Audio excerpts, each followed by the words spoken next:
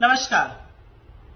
आजकल साहब टीवी से उब गए, मोह भंग हो चुका है और इसी से नोएडा की फिल्म सिटी में तो धड़ाधड़ दिल टूटते जा रहे हैं। बेचारे इतना चरणवंदन करते थे, साहब उब गए और अब उन्होंने यूट्यूब की तरफ रुख कर लिया है। अब साहब के मंत्रियों का यूट्यूब वाले आकर इंटरव्यू कर रहे हैं। भाई, इंटरव्यू करने की तो स्वतंत्रता कहीं पर भी है, कोई भी इंटरव्यू कर सकता है, कोई कहीं पर इंटरव्यू जाकर दे सकता है।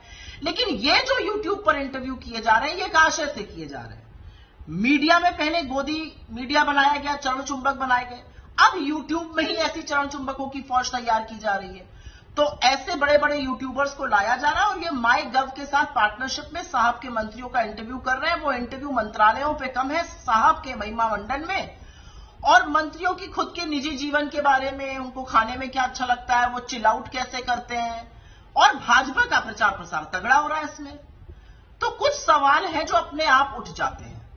आप खूब ये सब करिए, लेकिन हमारे पैसे पे मत करिए, ये टैक्स पेयर के पैसे पर मत करिए ये, क्योंकि माई गव ने अभी थोड़े दिनों पहले एक टेंडर निकाला था जिसमें एक एजेंसी नियुक्त होनी थी जो सोशल मीडिया के और यूट्यूब के बड़े इन्फ्लुएंसर्स, बड़े प्रभावशाली लोगों को माई गव से जोड़े।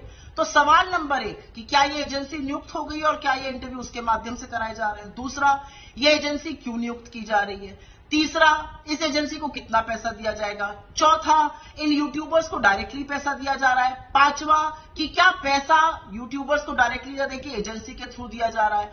छठा और सबसे महत्वपूर्ण सवाल, भाजपा का प्रोपेगेंडा, मंत्रियों के चाय और चुटकुले के लिए हम पैसा क्यों दें।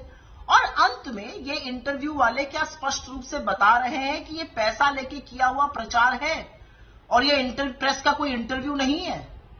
असल में दिक्कत देखिए क्या हुई ना, जो चरण चुंबक थे मीडिया वाले, उन्होंने ऐसी चापलूसी करी कि उनकी खुद की विश्वसनीयता खत्म हो गई, साख खत्म हो गई। लोग उनकी बात मानने को तैयार नहीं है, लोगों की आंख खुल गई है, असलियत सबके सामने है।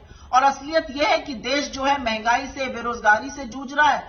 साहब पता नहीं अपनी ही धुन में मस्त है। दिक्कत की बात यह है कि इन चरण चुंबकों ने चरणवंदन इतना किया, इतनी ढाल बने, एक सवाल नहीं पूछने दिया, ऐसे कूद पड़ते हैं प्रवक्ताओं से पहले जैसे ये भाजपा के लोग हों। इससे साहब को नुकसान हो गया और अब टीवी पर इनकी कोई बात मानने को तैयार नहीं, व्यूअरशिप नीचे गिर रही है। तो अब नया पैतरा इस्तेमाल किया जा रहा है यूट्यूब पर जाकर।